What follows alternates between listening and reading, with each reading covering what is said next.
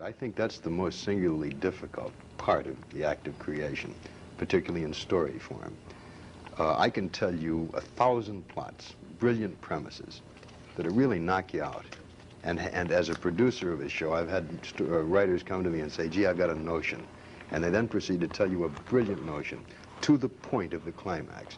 And that's where everything dissolves.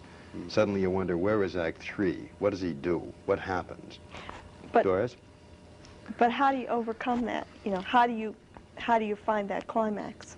Should you write the climax first? If you have the climax, I would much prefer having the climax and then build my house around that climax, rather than start with a premise and have to worry. I'm in the middle of a project right at the moment, which is, I think, a terribly interesting, bizarre notion of the freezing process of the human being, in which an astronaut, Congressional Medal of Honor winner, marvelously knowledgeable space aviation guy, is suffering an incurable disease, which really requires for his survival the replacement of certain organs.